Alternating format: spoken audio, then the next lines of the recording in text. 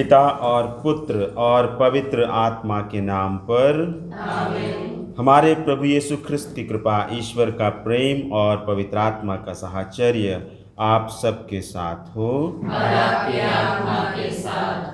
ख्रिस्त में प्रिय भाई एवं बहनों, इस प्रातःकाल में हम लोग एकत्रित हुए हैं ईश्वर को धन्यवाद का बलिदान चढ़ाने के लिए। आइए हम ईश्वर के सम्मुख अपनी अयोग्यता स्वीकार करें, अपने छोटे बड़े सभी पापों को याद करें और उनके लिए हृदय से पश्चाताप करें और शुद्ध मन से यह बलि प्रभु को अर्पित करें।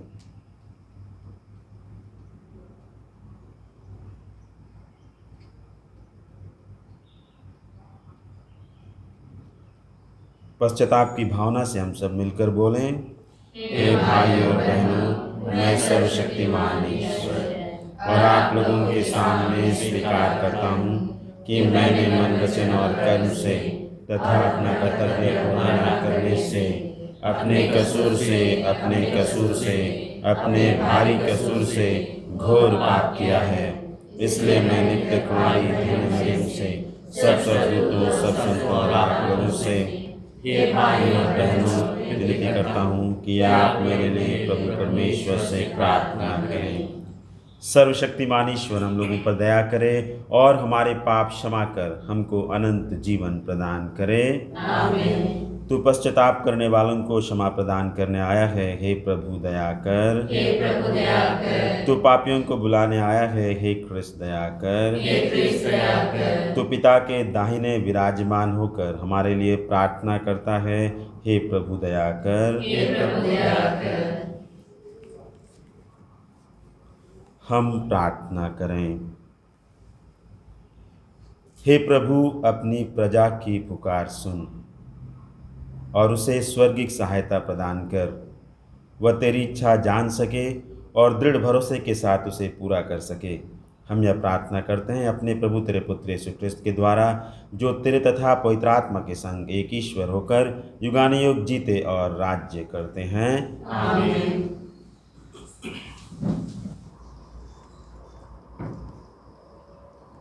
पहला पाठ सामुएल का पहला ग्रंथ। उन दिनों फिलिस्ती इस्राएल पर आक्रमण करने के लिए एकत्र हो गए और इस्राएली उनका सामना करने निकले। उन्होंने एबनेजर के पास पड़ाव डाला और फिलिस्तियों ने अफेक में। फिलिस्ती इस्राएलियों के सामने पंक्तिबद्ध हो गए। घमासान युद्ध हुआ और इस्राएली हार गए। फिलिस्तियों ने रणक्षेत्र में लगभग 4000 सैनिकों को मार डाला। जब सेना पड़ाव में लौट आई तो इस्राएली नेताओं ने कहा, प्रभु ने आज हमें फिलिस्तियों से क्यों हारने दिया? हम शिलो जाकर प्रभु की मंजूषा ले आए। वह हमारे साथ चले और हमें हमारे शत्रुओं के पंजे से छुड़ाए। उन्होंने मंजूषा ले आने कुछ लोगों को शिलो भेजा। यह विश्वमंडल के प्रभु के विधान की मंजूषा है जो केरुबीम पर विराजमान है। एली के दोनों पुत्र होप्नी और पिनहास ईश्वर के विधान की मंजूषा के साथ आए। जब प्रभु के विधान की मंजूषा पड़ाव में पहुंची तो सब इस्राएली इतने ज़ोर से जयकार करने लगे कि पृथ्वी गूंज उठी। फिलिस्तियों ने जयकार का वह नाद सुनकर कहा, इब्रानियों के पड़ाव में इस महान जयकार का क्या अर्थ है? जब उन्हें यह पता चला कि प्रभु की मंजूषा पड़ाव में आ गई है तो वे डरने लगे। उन्होंने कहा, ईश्वर पड़ाव में आ गया है। हाय, हम हार गए। या पहले कभी नहीं हुआ। हाय, हम हार गए। उस शक्तिशाली ईश्वर के हाथ से हमें कौन बचा सकता है? या तो वही ईश्वर है जिसने मिस्रियों को मरुभूमि में नाना प्रकार की विपत्तियों से मारा। हे फिलिस्तियों, हिम्मत बांधो और शूरवीर की तरह लड़ो, नहीं तो तुम इब्रानियों के दास बनोगे जैसे कि वे तुम्हारे दास थे। शूरवीरों की तरह लड़ो। फिलिस्तियों ने आक्रमण किया। इस्राएली हार कर अपने तंबुओं में भाग गए। यह उनकी करारी हार थी। इस्राएलियों के 30,000 प्यादे मारे गए। ईश्वर की मंजूषा छीन ली गई और एली के दोनों पुत्र होफ्नी और पिनहास भी मार दिए गए। प्रभु की वाणी है। ईश्वर को धन्यवाद। Page number 64। प्रभु कितना अच्छा है, प्रभु कितना प्यारा है, प्रभु कितना अच्छा है, प्रभु कितना प्यारा है। कभी नहीं भूलूंगा उसने जो मेरे लिए किया है। कभी नहीं भूलूंगा उसने जो मेरे लिए किया है। प्रभु कितना अच्छा है, प्रभु कितना प्यारा है, प्रभु कितना अच्छा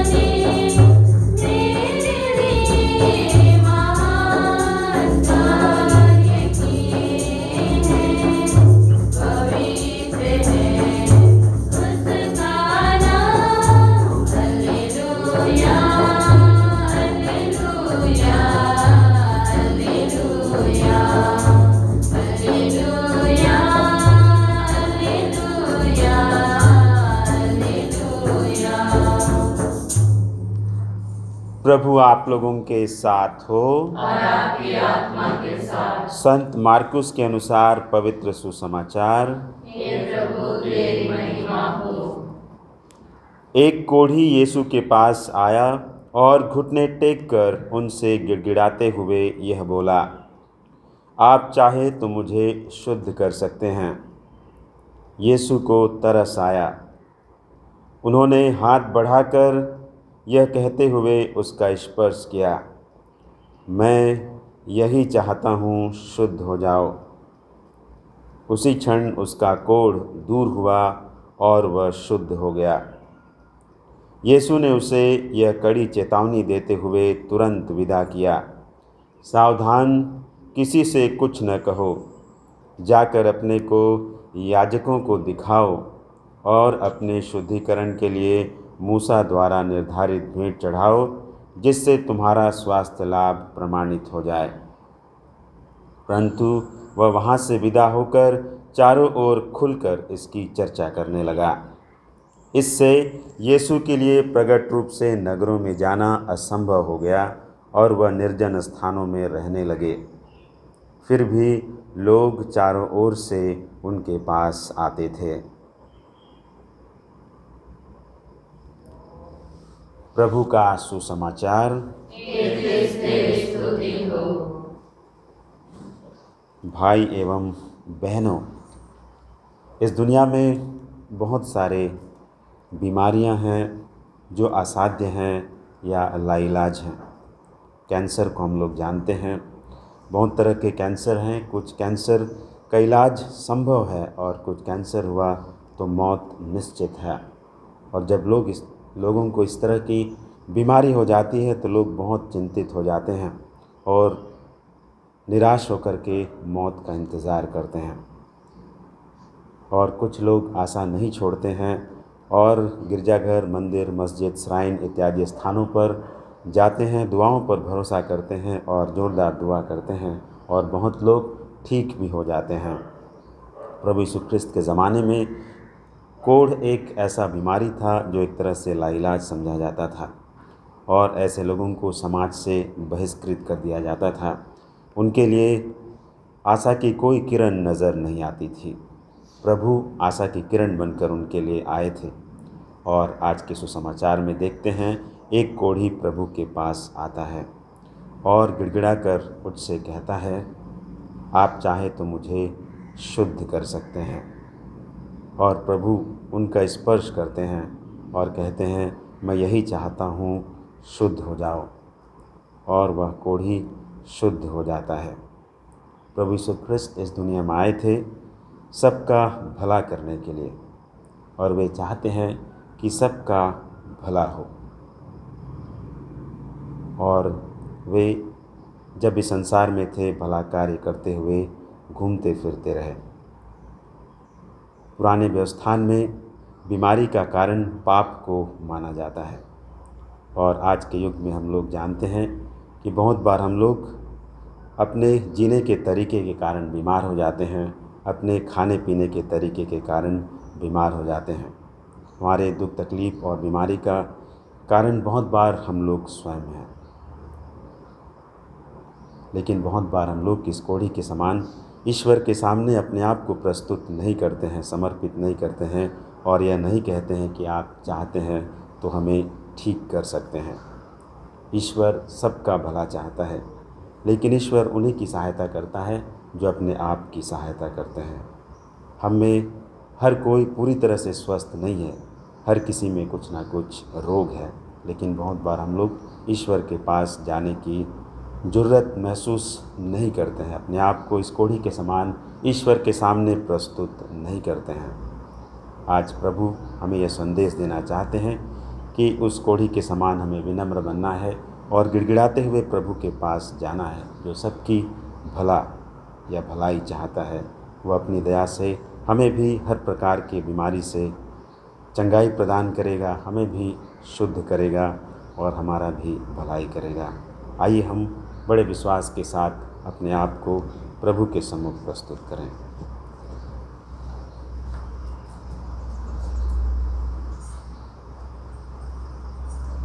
Praise Lord.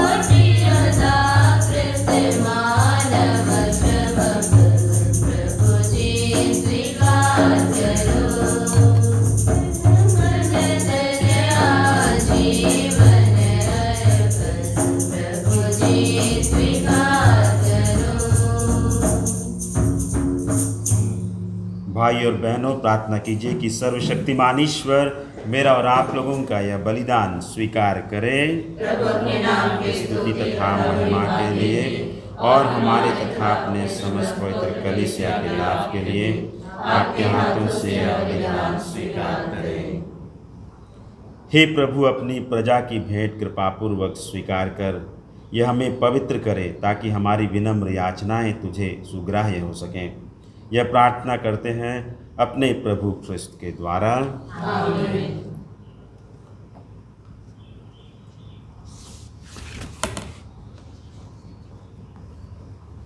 प्रभु आप लोगों के साथ हो और आपके आत्मा के साथ। प्रभु में मन लगाइए। हम प्रभु में मन लगाए हुए हैं। हम अपने प्रभु ईश्वर को धन्यवाद दें। यह उसी का न्याय संगत है। हे प्रभु पवित्र पिता, सर्वशक्तिमान और शाश्वत ईश्वर, यह वास्तव में उचित और न्याय संगत है, हमारा कर्तव्य तथा कल्याण है कि हम सदा और सर्वत्र अपने प्रभु ख्रिस्त के द्वारा तुझे धन्यवाद दें। इन्हीं में तूने सब कुछ का नवनिर्माण किया और हमें इनकी पूर्णता का सहभागी बनाया है। ईश्वर होते हुए भी इन्होंने स्वयं को दीनहीन बना लिया और क्रूस पर अपना रक्त बहाकर विश्व भर में शांति स्थापित की।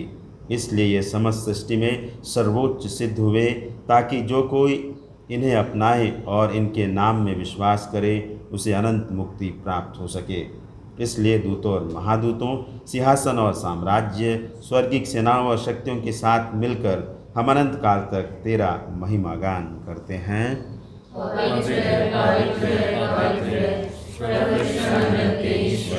स्वर्ग और पृथ्वी तेरी महिमा से परिपूर्ण है। सर्वोच्च स्वर्ग में होशाना, धन्य है वे जो प्रभु के नाम पर आते हैं। सर्वोच्च स्वर्ग में होशाना। हे प्रभु, तू वास्तव में पवित्र है, सारी पवित्रता का स्रोत है। हम तुझसे प्रार्थना करते हैं कि जो पहाड़ों को अपने आत्मा के संस्पर्श से पवित्र कर दे, कि हमारे प्रभु यीशु ख्रिस्त के शरीर तथा रक्त बन जाएं। जब वे स्वेच्छा से मृत्यु के लिए सौंपे गए, उन्होंने रोटी ली, तुझे धन्यवाद दिया और रोटी तोड़कर उसे अपने शिष्यों को देते हुए कहा, तुम सब इसे लो और इसमें से खाओ, क्योंकि यह मेरा शरीर है जो तुम्हारे लिए बलि चढ़ाया जाएगा।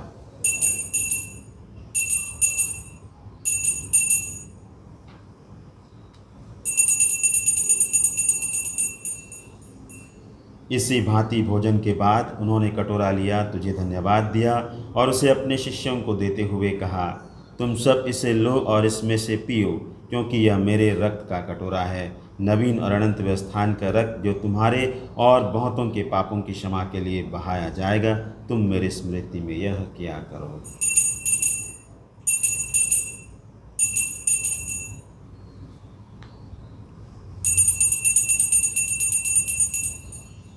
विश्वास का रहस्य। हे प्रभु, हम तेरे मृत्यु और पुनरुत्थान की घोषणा तेरे पुनरागमन तक करते रहेंगे। इसलिए हे प्रभु, हम ख्रिस्त के मृत्यु और पुनरुत्थान की स्मृति में तुझे जीवन की रोटी और मुक्ति का कटोरा चढ़ाते हैं। हम तुझे धन्यवाद देते हैं कि तूने हमें अपने सम्मुख उपस्थित होने और अपनी सेवा करने का सौभाग्य प्रदान किया है। हमारा नम्र निवेदन है कि हम सब ख्रिस्त का शरीर और रक्त ग्रहण करके पवित्र आत्मा के द्वारा एकता के सूत्र में बंधे रहें। हे प्रभु, हमारे संत पिता फ्रांसिस, हमारे धर्माध्यक्ष सेल्वराज और सभी याजकों के साथ विश्व भर फैली अपनी कलीसिया की सुधीले जैसे प्रेम में सिद्ध बना दे। हमारे उन भाई बहनों के भी सुधीले जो पुनरुत्थान की आशा में परलोक सिधा चुके हैं, उन्हें असमृतकों का अपने दर्शन का सौभाग्य प्रदान कर हम सब पर आदेश डाल कि हम भी अनंत जीवन के सहभागी बने और ईश्वर की माता धन्य कुमारी मरियम, उनके वर धन्य योसेफ, धन्य प्रेरितों तथा सब संतों के साथ जो युग युग में तेरे प्रति विश्वस्त बने रहे, तेरी स्तुति और महिमा कर सके तेरे पुत्र यीशु ख्रिस्त के द्वारा। इन्हीं प्रभु ख्रिस्त के द्वारा, इन्हीं के साथ और इन्हीं में, हे सर्वशक्तिमान पिता ईश्वर, पवित्र आत्मा के साथ सारा गौरव तथा सम्मान युगानुयुग तेरा ही है। आमीन। आमीन। आमीन।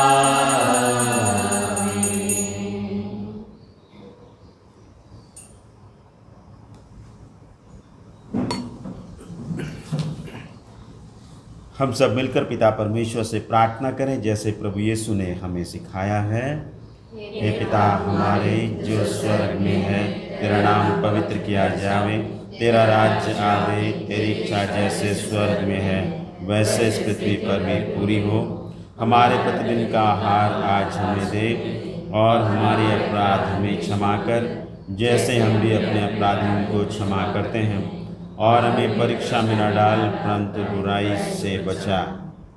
हे प्रभु, हम तुझसे प्रार्थना करते हैं, सब बुराइयों से हमें बचा, और इस जीवन में हमें कृपापूर्वक शांति प्रदान कर हम तेरी दया से सदा पाप से दूर और हर विपत्ति से सुरक्षित रहें, और उस दिन की प्रतीक्षा करते रहें जब हमारे मुक्तिदाता यीशु ख्रिस्त फिर आकर हमारी धन्य आशा पूरी करेंगे। क्योंकि तेरा राज्य, तेरा सामर्थ्य और तेरी महिमा अनंत काल तक बनी रहती है। हे प्रभु यीशु ख्रिस्त, तूने अपने प्रेरितों से कहा है, मैं तुम्हारे लिए शांति छोड़ जाता हूँ, अपनी शांति तुम्हें प्रदान करता हूँ। तो हमारे पापों पर नहीं, अपनी कलीसिया के विश्वास पर दृष्टि डाल, और कृपापूर्वक उसे शांति तथा एकता प्रदान कर युगानुयुग जीता और राज्य करता है। आमीन। प्रभु की शांति सदा आप लोगों के साथ हो, और आपकी आत्मा के साथ। परस्पर शांति अभिवादन कीजिए। हे ईश्वर की मेमने, तू संसार के पाप पर लेता है, हम पर दया कर। हे ईश्वर की मेमने, तू संसार के पाप पर लेता है, हम पर दया कर। हे ईश्वर की मेमने, तू संसार के पाप पर लेता है, हमें शांति प्रदान कर। देखिए ईश्वर का मेमना, इन्हें देखिए जो संसार के पाप हर लेते हैं। धन्य है वे जो मेमने के भोज में बुलाए गए हैं। हे प्रभु, मैं इस योग्य नहीं हूँ कि आप मेरे यहाँ आवे, किंतु एक ही शब्द कह दे और मेरी आत्मा चंगी हो जाएगी।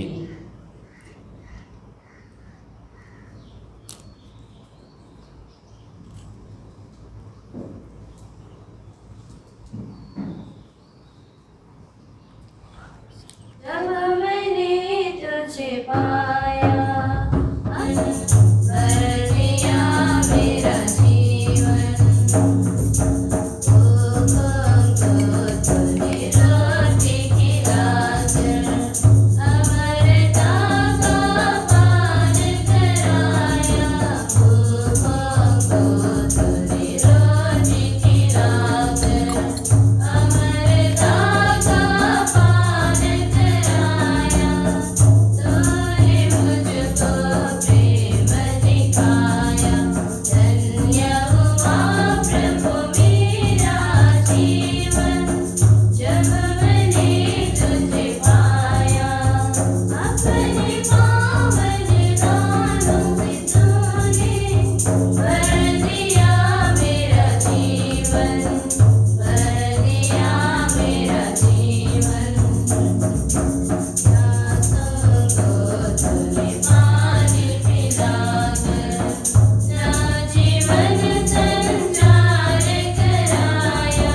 प्यासों को तूने पानी पिलाकर ना जीवन संचार कराया।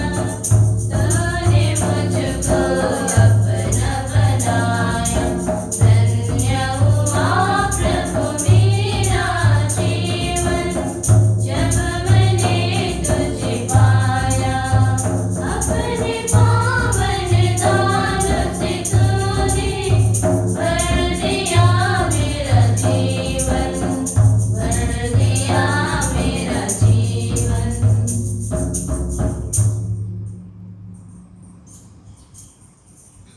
हम प्रार्थना करें। हे सर्वशक्तिमान ईश्वर, तूने अपने संस्कारों द्वारा हमारा नवनिर्माण किया है। ऐसी कृपा कर कि हम अपने सुयोग्य आचरण द्वारा तेरी सेवा करें। हमारी दिन याचना सुन ले, हमारे प्रभु ख्रिस्त के द्वारा। आमीन। प्रभु आप लोगों के साथ हो, और आपकी आत्मा के साथ। सर्वशक्तिमान ईश्वर पिता, पुत्र और पवित्र आत्मा आप सबको आशीर्वाद प्रदान करे। आमीन। हम सब विदा लें। मिस्सा संपन्न हुआ। ईश्वर को धन्यवाद। Page number 152। हे प्रभु तेरा